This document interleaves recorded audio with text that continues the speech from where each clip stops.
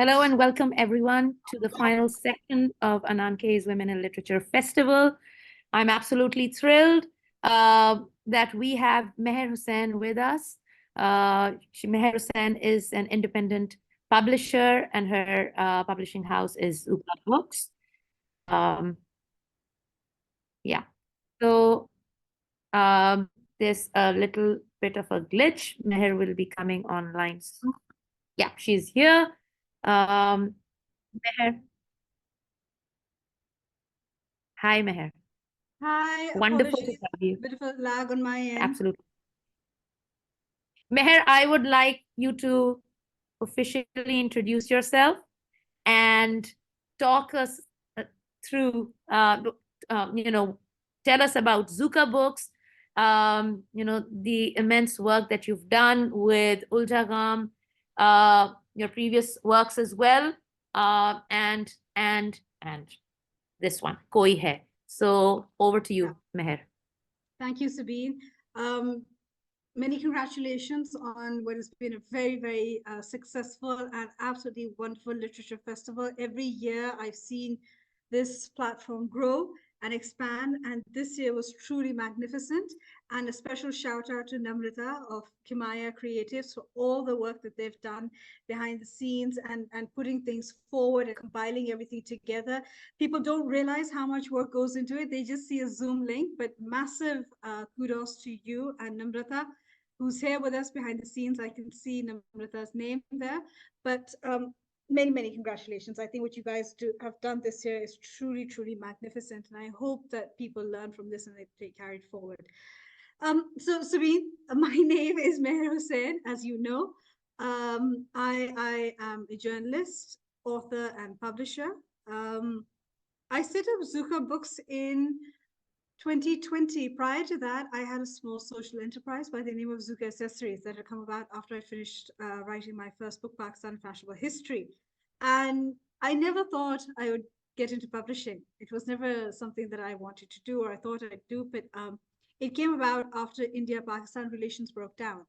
And what resulted was that Indian publishers lost access to Pakistani authors, and Pakistani authors lost access to their work in India, and there was a complete breakdown in cultural exchange, something that had not really happened before.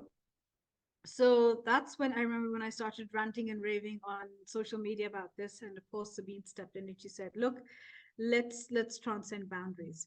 And Women in Literature Festival was born.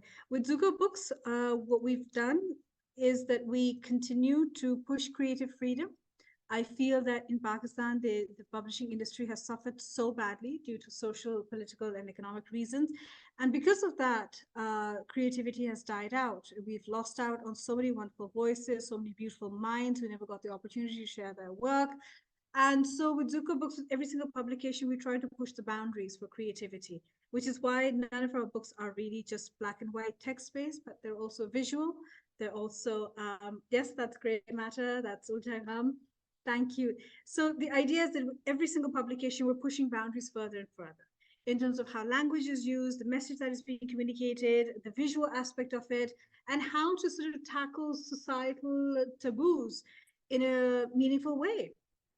And that's what Zuka Books has all been about.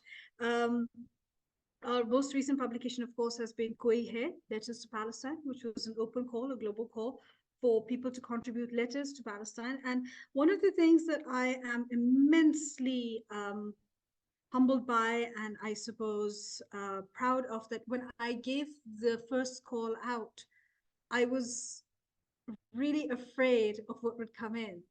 And by afraid, I mean not in terms of what the contributions would have to say, but that they would target the Jewish community. They would focus on hate, given the current situation when it comes to Israel and Palestine. But I think what we've seen is that every single contribution that came in went into the book. Not a single one was left out. I don't believe in censorship. I believe in working with people on that. And there was so much love and tenderness for the loss of life. And I know that while it's titled Letters to Palestine, what was remarkable was that so many contributions transcended borders and transcended the differences, whether they are political or religious or whatever they may be, East versus West, all of that. And there was a tremendous insight into how people were thinking, and how ultimately, it sounds jaded and it sounds cynical and it also sounds idealistic, how so many people actually believed in the spirit of humanity and they wanted to uphold that.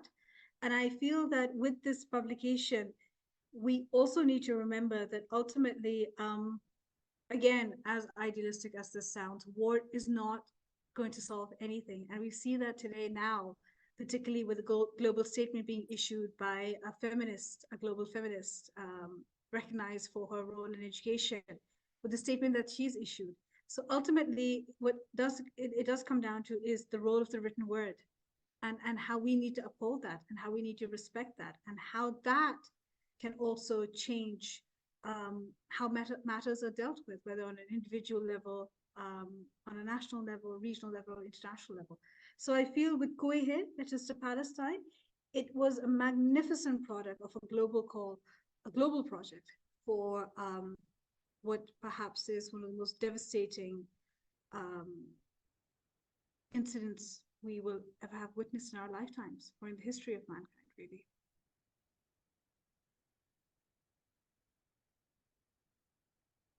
So, Mehr, first of all, let me just pull up all the books that I love so much. I love this amazing coffee table book, but it's not just a coffee table book. It's history. It's our amazing, fashionable history written by Mehr and Saad Sarfaraz Sheikh. Pakistan, a fashionable history. That's right. Yeah. And why I want to do that is I want to celebrate what you've done and what you've achieved. So this is The Burning Champa. Thank you. That was by Zara Hamid, and it was part of a national campaign, again, addressing taboo issues such as mental illness, body dysmorphia, and the role of women in society and how they're seen when they're grappling with either both or either one of those issues, and how it was necessary to normalize it. And so in this case, you saw the written word again being used to communicate something which is sort of shunned and swept under the rug when it comes to not just our society, and by our society I mean South Asian, but globally as well. So that was quite an important publication. And I'm doing it chronologically. Maybe Sure. this came first and then The Burning Champa? No, Burning Champa and then Grey Matter came. All right. So tell us about Grey Matter. Grey Matter was Pakistan's first graphic novel addressing, again, a taboo issue, which was marital breakdown, divorce, and the impact that it has on not just women, but on men as well. Because I think somewhere along the way, we really misunderstood that when we're talking about feminism, we're not just talking about, causing women to rise to the top and treading on men, but we are sort of saying that men can be where they are. But in fact, we would like women to be where they are. And in order to create that change, you need to look at how men are also victims in this. And only then can you have a progressive movement take root. Then we have Uljaga. Wolfie came after, right? This was spearheaded by you, Sabbin. Would not have been possible without you. This is a translation done by Hamad Rind of Naveen Kishore's book. This is actually part of Pakistan and India 75 years of partition or independence, however you wish to see it. And it was also part of a special series that we had done with the Friday Times, with the graphics done by Minhaj. I have to give a shout out to Minhaj because he has also harnessed the power of visual imagery and how necessary that is in terms of communicating and, again, developing the publishing industry. I'm going to hold it again because maybe how we're streaming it, if I'm quiet. So maybe, so this is the book. Yeah. Yeah. I love all the, That's all Minhaj's magic. That's all Minhaj's magic because again, the whole idea was to sort of push creative boundaries. It's easy to put something in black and white. Yeah. But the importance of visuals, and in South Asia we are a visual people. Everything about us, from what we wear, how we Absolutely. the heart sing heart concept, everything. So Absolutely. that's why I felt that how do we put that in books, and that's where a lot of the magic takes place through the graphic design. And we have Wolfie. I, when I'm reviewing something, I go crazy with I'm a stationery loving Yes. person, so so I do that in almost everything. But Wolfie, yeah, Wolfie today is part of the Pakistani curriculum. That's something I'm immensely proud of. And this is written by Sonia Rahman, wow, who very sensitively tackled something as simple as animal rights or children rights, and how necessary it is for us to create literature that's aimed towards modern Pakistani children. Because, look, it's one thing upholding the past, that's also very necessary. But you've got to work with how children are thinking today for them to take ownership of their own narratives and be able to tell their stories. And I think this was such a milestone publication in terms of how children have responded to it from schools across all socioeconomic backgrounds. I'm not just talking private schools, I'm not just talking posh schools, I'm talking schools on the street as well. absolutely. And something that I call a juggernaut, which is I'm completely in love with this. All other books as well, but this is like, the cover. When you talk about the cover, you know, The and you're cover going to is, talk about the cover, I am, the cover yeah. is something that is so And significant. yes, It shows gauze that is used in surgeries, and the fabric itself. And I have to say, I absolutely love working with fabric. This particular fabric gauze actually comes from Gaza itself. And so I felt that we had to pay homage to it. We have, sometimes you have to put something right out there for people to see it. And so that's what the idea was. And then you have the map of Palestine, because it is recognized. It has to be recognized. You cannot just take a geographical piece of land, break it up, and just be like, right, it's annihilated. That's not what it is. And of course, we know how important that is because we come from South Asia, where we've seen the subcontinent break up into 3 different countries today, and that pain of it still lingers on. And so it's important for us to recognize geography, the importance of it in recognition of people, identities, and how it forms our lived reality today. And of course, Minhaj completely took that and he made this gorgeous cover that so many people have connected with. And the whole, the flowers and the butterflies shows that life goes on. You can't stop life. Life will go on no matter what happens. so it's a book with essays and Poetry, go on, letters. Meher, tell us. You tell us. It's a book about poetry, which features poetry, letters, essays, images, graphic design, um, and it really came about when I saw Motaz, the Palestinian journalist, sort of show a side of the war that pretty much we'd all known about, but we never realized. We didn't actually understand. We didn't realize how bad the devastation was. And of course, there was that one video where a woman was screaming. She said, is there no one there to, is no one paying attention to us? Is there no one there to hear our screams? And I thought, I can't imagine that level of desolation, that desperation, where you actually question when you're seeing so much death all around you that you think that the world has forgotten you. What that state of mind, what your body, your brain, your heart must be going through at that point. I just thought, well, like, after seeing that, I felt like we have to do something about it. And that global Absolutely. call, when it went out, So, it's just been yeah. humbling.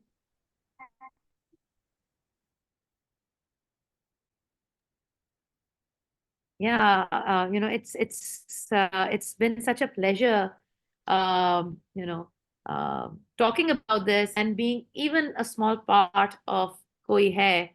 Uh, Yes, you you've know, written an essay as well, and of yeah, course, you published the e-version of it here in Dubai, which was incredibly kind and generous of you. And I think a lot of people seem to misunderstand that perhaps with Zuka books, none of our books have actually been sort of like commercial in that traditional sense for a number of reasons. And this one in particular, I was adamant that not a penny was going to be made from it. This was very much a written statement of solidarity. It was very much a written statement expressing that we will stand as witness to the atrocities that have been committed in this particular part of the world, and that ultimately you cannot destroy a way of living, people, their DNA, their indigenous links. You can't destroy that. That's something that will not stay on, because even if they are removed, and they have been removed,